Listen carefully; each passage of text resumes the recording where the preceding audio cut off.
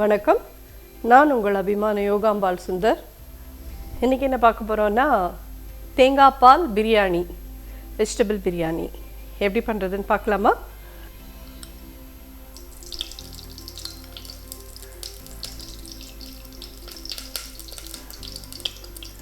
நான் 2 கப் அரிசி எடுத்துட்டுருக்கேன்.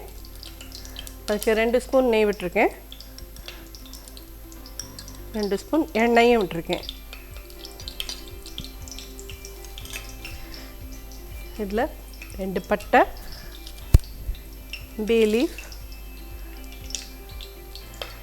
ஏலக்காய் ஒரு 4, கிராம்பு ஒரு 4, கல்பாசி சின்ன பீஸ் போடுறேன், ஒரு அரை ஸ்பூன் சோம்பு போடுறேன், 4 மிளகு போடுறேன்.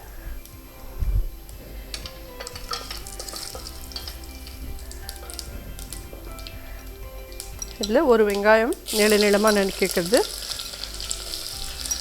போட்டு, பச்சை மிளகாவை இந்த மாதிரி ஸ்லிட் பண்ணி வச்சுருக்கேன்.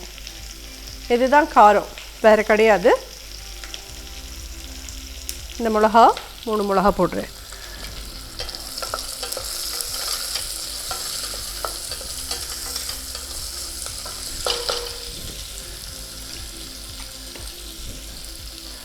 ஜிஞ்சர் கார்லிக் பேஸ்ட் அரை ஸ்பூன் கிட்ட போடுறேன்.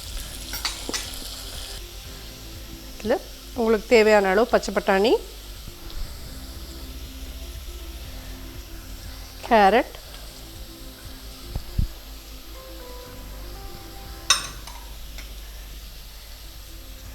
கேப்சிகம், பீன்ஸ்,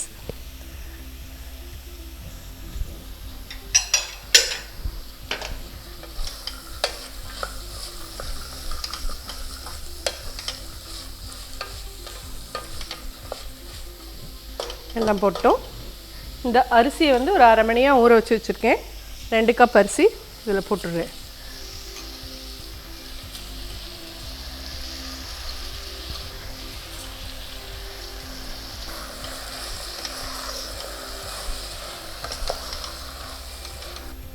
நல்லா வறுத்தாச்சு இதையும். இப்போ இது 1:2 அப்படிங்கிற ரேஷியோவில் தான் நம்ம வாட்டர் விடணும். 2 கப்பு அரிசி போட்டிருக்கேன். ஸோ 2 கப் தேங்காய் பால், 2 கப் வாட்டர். இந்த தேங்காய் பால் திக்கு. ஸோ அதனால் விடுறதே உங்களுக்கே தெரியும் எவ்வளோ திக்காக இருக்குது பாருங்க. அது 2 கப்புக்கு சமானம். தேவையான உப்பு போட்டுடலாம்.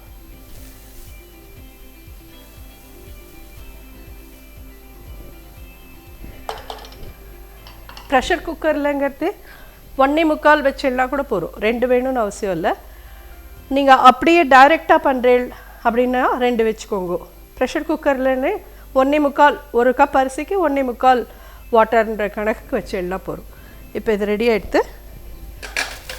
மூடி சிம்மில் வச்சு தான் பண்ணணும். 2 விசில். அடுப்பை மீடியமாக குறைச்சிட்டேன். 2 விசில் வந்ததும் பார்க்கலாம். 2 விசில் வந்துடுத்து. இது எப்படி ஆயிருக்குன்னு பார்க்கலாம்.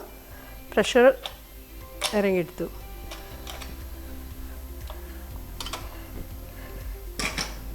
பர்ஃபெக்ட். இப்படி உதிரி ஆயிருக்கு பார்த்தீங்களா?